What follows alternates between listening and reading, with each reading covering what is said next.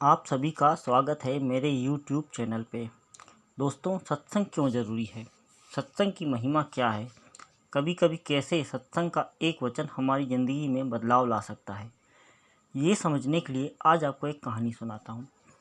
एक नगर में एक चोर रहता था, जिसके परदादा भी चोर थे, दादा भी चोर थे और पिता भी चोर थे, और वो खुद भी चोर है। लेकिन वो अब मृत्युशैया पर पड़ा हुआ है, मर रहा है। तब वो अपनी धर्मपत्नी को अपने पास बुलाता है और उससे कहता है कि देखो, हम ख़ानदानी चोर हैं, हमें चोरी करने के अलावा और कुछ नहीं आता, कोई काम करना नहीं आता। और जो हमारा बेटा है अभी छोटा है, जब ये बड़ा होगा तो इसे भी चोर बनाना और इसे कुछ बातें सिखा देना जो मैं तुम्हें बताने जा रहा हूँ। पहली बात, इससे कहना कि ये कभी भी किसी भी सत्संग में जाकर न बैठ जाए। कुछ भी हो जाए, संगत में जाकर न बैठे, क्योंकि संगत में चोरों की बहुत बुराई करते हैं, बहुत बुरा भला कहते हैं चोरों के बारे में। और दूसरी बात, जब ये पूछे कि चोरी कैसे करनी है, तो कहना चोरी इसके खून में है, वंशों से हम चोरी ही करते आ रहे हैं, इसलिए घबराने की बात नहीं है। जब तू चोरी करने जाएगा तो अपने आप दिमाग चलेगा।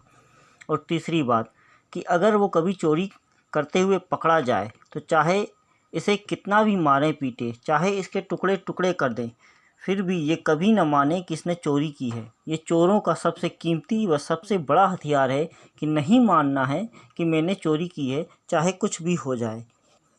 और इतना कहकर वो मर गया। अब समय बीतता है।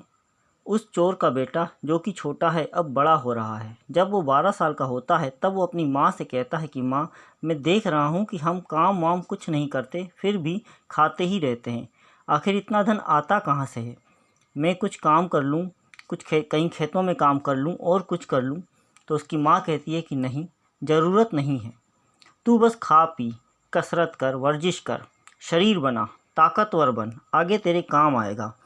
माँ उसे खाने को भरपूर देती है, रोज़ कसरत करवाती है। चोरी का धन इकट्ठा है, इसलिए चिंता नहीं है। फिर जब वो 18 साल का हुआ तो माँ कहती है, बेटा हम चोर हैं। तो बेटा कहता है, लेकिन माँ मुझे तो चोरी आती नहीं है। तो माँ कहती है कि नहीं, तू जा चोरी करने, अपने आप आएगी, ये तेरे खून में है। पर 2 बातों का हमेशा ध्यान रखना, उन्हें हमेशा याद रखना। कसम है तुझे, कभी भी जहाँ सत्संग हो रहा हो वहाँ जाना तो दूर की बात, उस गली से भी नहीं गुजरना। संगत में बैठना तो बहुत दूर की बात है। और दूसरी बात, अगर कभी चोरी करते हुए पकड़ा जाए तो चाहे तेरे टुकड़े टुकड़े कर दे, लेकिन मानना मत कि तू चोर है। अपने माँ के वचन सुनकर उसने संकल्प लिया और चोरी शुरू कर दी। खानदानी चोरों का खून था, अपने आप समझ आने लगी चोरी की। वो रोज़ चोरी करने लगा। दिन में सोता और रात में चोरी करता, और कोई काम करता नहीं। जब इतनी ज़्यादा चोरी नगर में होने लगी तो राजा का भी ध्यान गया कि बहुत चोरियां होने लगी हैं।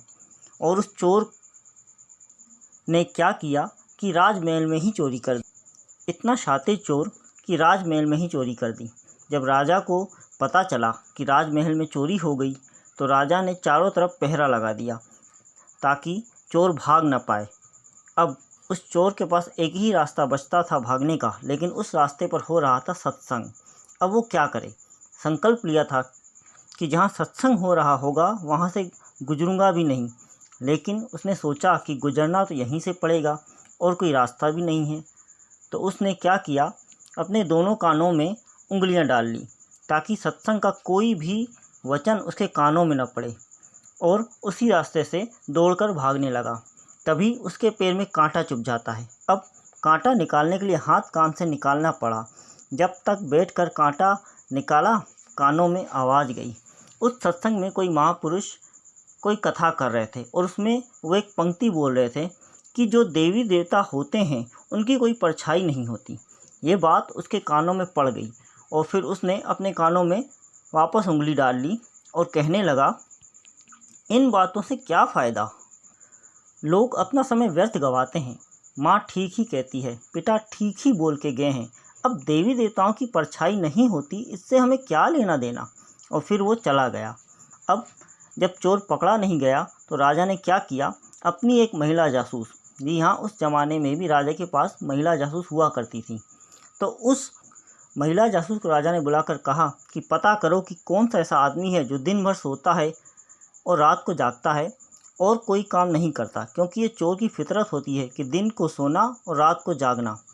अब वह महिला जासूस नगर में रूप बदल बदल कर जाने लगी और नज़र रखने लगी कि ऐसा कौन है जो रात को जागता है, दिन में सोता है और कोई कुछ काम नहीं करता। एक दिन वो चोर पकड़ा गया। फिर इस चोर को बहुत मारा पीटा गया, लेकिन फिर भी उसने नहीं माना कि उसने चोरी की है, क्योंकि उसने कसम खाई हुई थी कि चाहे कुछ भी हो जाए नहीं मानूंगा कि चोरी की है। अब जिस महिला जासूस ने पकड़वाया था वो कहती है कि मैं गारंटी लेती हूँ कि यही चोर है, मैंने कई दिनों तक इसकी जासूसी की है, ये पूरा दिन सोता है, इसके घर में कभी किसी ने कोई काम नहीं किया और ये रात को जागता है। अब उस चोर को इतना मारने पीटने के बाद भी जब वो नहीं माना तो राजा को भी लगा कि ये मान ही नहीं रहा कि इसने चोरी की है, ये चोर नहीं हो सकता। राजा उस महिला जासूस पर नाराज़ हो गया कि तूने गलत आदमी को पकड़वाया है। तो उस महिला जासूस ने कहा कि मुझे एक दिन का और समय दें, मैं साबित कर दूंगी कि यही चोर है। अब उस महिला ने रात को ऐसा रूप धारण किया जैसे देवी होती है, 2 लकड़ी के बाजू बनाए, नकली शेर बनाया और जेल में इस प्रकार ताला लगाया कि हाथ लगाते ही ताला गिर जाए और दरवाज़ा अपने आप खुल जाए।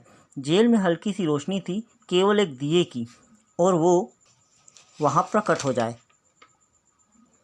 जब इस प्रकार बंदोबस्त किया और जब चोर ने देखा कि ताले अपने आप टूट गए, दरवाजे खुल गए और वो महिला उस रूप में जब वहाँ प्रकट हुई, तो चोर को लगा कि सचमुच देवी आई है। देवी कहने लगी, राजा ने तुम पर बहुत जुल्म किया है, मैं तुम्हें बचाने आई हूँ, पर पहले सच सच बता, तुमने चोरी की थी कि नहीं। चोर ने सर झुका दिया कि देवी आई है, पर ध्यान दिया कि दिए की रोशनी में इसकी परछाई दिख रही है। वो बात याद आ गई, वो बात जो उसने अनजाने में सुनी थी, गलती से सुनी थी, कि देवी देवताओं का साया नहीं होता, पर इसका साया तो दिखाई दे रहा है। एक सत्संग में सुनी हुई बात मजबूरी में गलती से वो इसके काम आ गई। वो समझ गया कि मेरे साथ खेल हो रहा है। वो कहने लगा कि देवी, आप तो अंतर्यामी हैं, आप तो सब जानती हैं कि मैंने चोरी नहीं की। फिर राजा ने उस औरत को पकड़ के जेल में डाल दिया और इसे छोड़ दिया कि ये निर्दोष है।